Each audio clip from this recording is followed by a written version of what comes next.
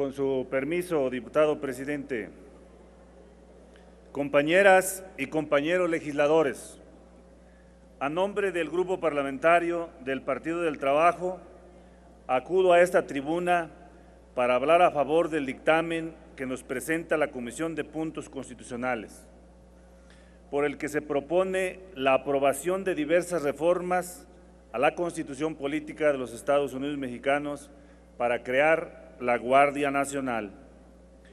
Una de las obligaciones sustantivas de todo Estado es proveer las condiciones que permitan la seguridad de sus gobernados en su persona y bienes. En el caso de nuestro país, en pasadas administraciones, el tejido social se desintegró de tal forma que la confianza en las instituciones públicas encargadas de procurar y administrar justicia fue prácticamente nula. La delincuencia organizada, dedicada al narcotráfico, secuestros, trata de personas, robo de vehículos, robo de autotransportes y robo de combustibles, por mencionar solo algunos, se adueñó del país a grado tal que en muchas ocasiones resultaba difícil distinguir si un delincuente formaba parte de alguna institución policíaca o si la policía se dedicaba a actividades delictivas. Las organizaciones criminales han ejercido dominio territorial en amplias zonas del país, a grado tal que muchas de ellas se autorreconocen como del lugar donde iniciaron sus actividades ilícitas.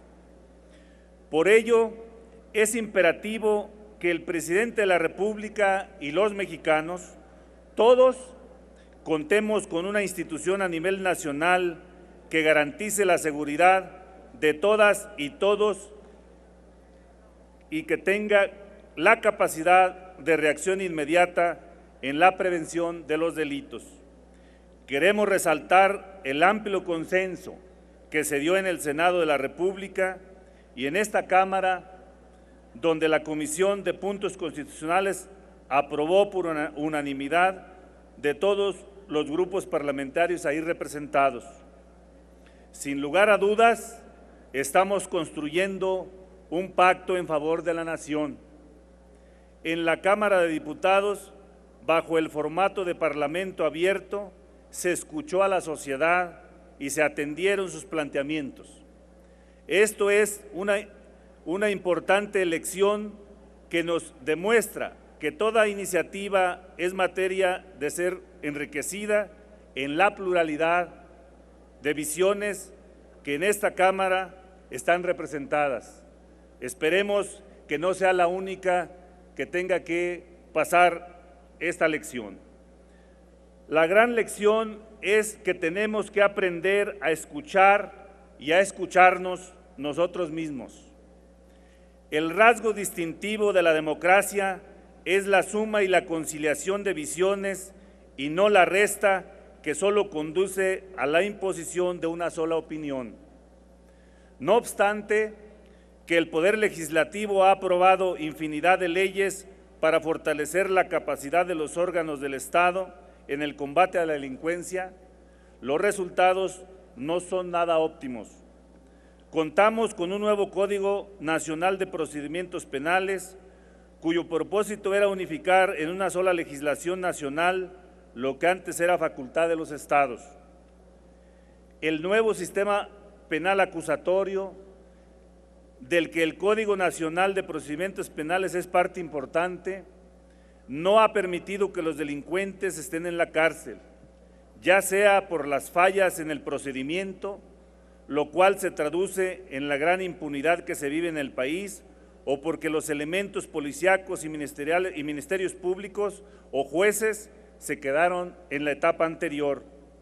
Según datos del Secretariado Ejecutivo del Sistema Nacional de Seguridad Pública, del 1 de enero al 31 de diciembre de 2018, se cometieron en el país 1.858.236 delitos del fuero común, entre los que se encuentran homicidios, lesiones, feminicidios, delitos contra la libertad personal, delitos contra la libertad y la seguridad sexual o patrimoniales, por señalar solo algunos. La cifra anterior demuestra que casi en promedio 1 de cada 10 mexicanos ha sido sujeto pasivo en la comisión de algún delito. Evidentemente, las cosas no pueden seguir así. Ni se puede hacer lo mismo que se hacía antes en el combate a la delincuencia, porque el resultado sería igual. Ineficiencia en la persecución de delitos, lo que es más grave, complicidad de las instituciones encargadas de perseguir a la delincuencia con las organizaciones delictivas. Por ello, las y los diputados que conformamos la coalición Juntos Haremos Historia, hicimos eco de la demanda de millones de mexicanos y hemos impulsado la creación de un grupo de seguridad, de un cuerpo de seguridad pública de carácter nacional llamado Guardia Nacional. Del dictamen destaca en el artículo 21, párrafo 10, el carácter de la Guardia Nacional como una institución de carácter civil, independiente de que conforme al transitorio segundo del presente decreto se constituye con elementos de las policías federal, militar, naval. Dicha corporación será de carácter eminentemente civil. Además, en la medida que se emitan las convocatorias correspondientes y los elementos sean admitidos a los cursos de formación y egresen para integrar la Guardia Nacional, podrá darse un paulatino regreso de los elementos militares a sus respectivas secretarías. De igual forma, en este párrafo 10 se prevé la conformación del Sistema Nacional de Seguridad Pública, el que deberá contar, según se dispone en el inciso B de dicho párrafo, con un Sistema Nacional de Información de Seguridad Pública, el cual se nutrirá con la información que le proporcionen las entidades federativas, municipios y desde luego también la Federación. El carácter civil de la Guardia Nacional se ve reforzado en el párrafo 12, donde se establece categóricamente que estará adscrita a la Secretaría del Ramo de Seguridad Pública, esto es, de conformidad con lo que se prevé en la Ley Orgánica de la Administración Pública Federal, a la Secretaría de Seguridad Pública y Protección Ciudadana.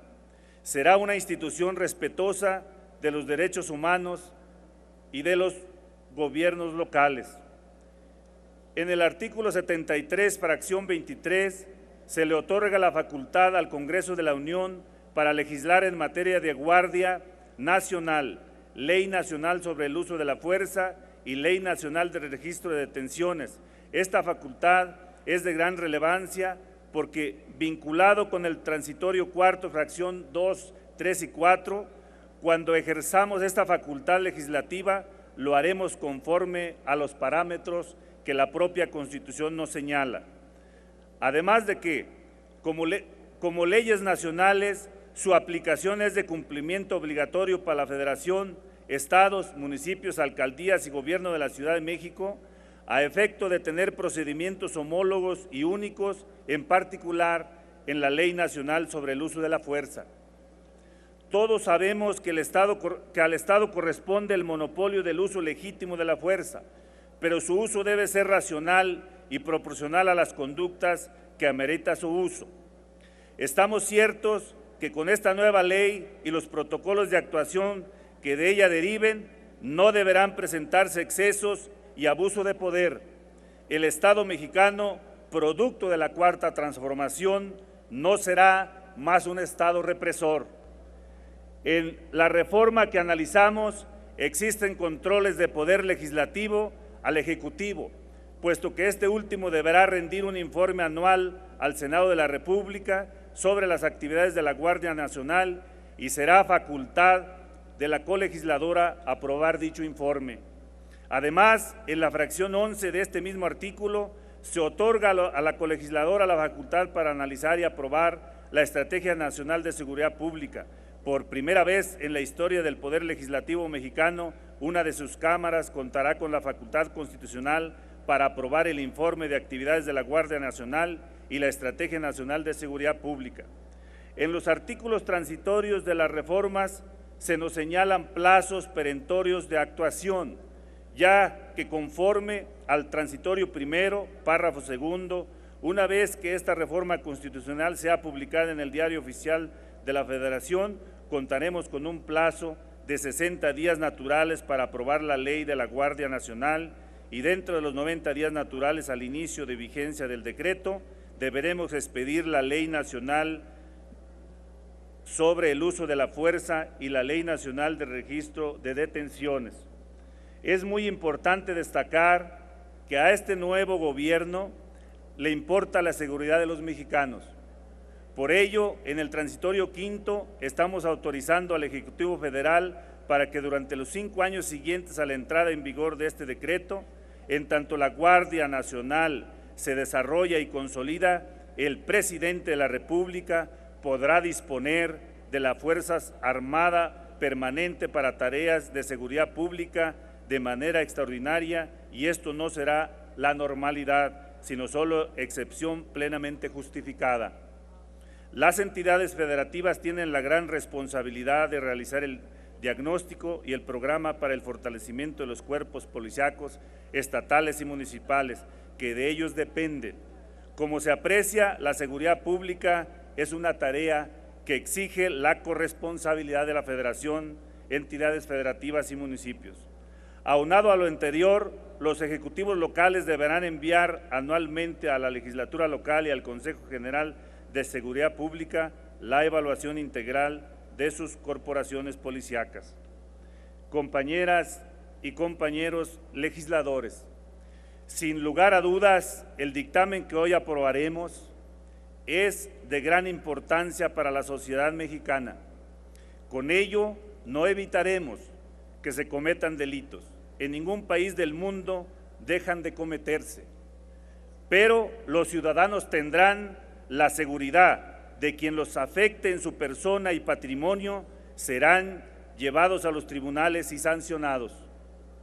Evidentemente, para lograr este propósito, deberemos contar con policías ministeriales, públicos y jueces que hagan su tarea bajo los principios de responsabilidad, honestidad y apego a la ley, no más, pero tampoco menos.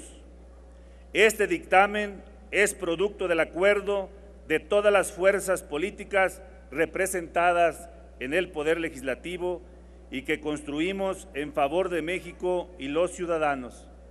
Por estas consideraciones, el Grupo Parlamentario del Partido del Trabajo votaremos a favor del presente dictamen. Es cuanto, presidente.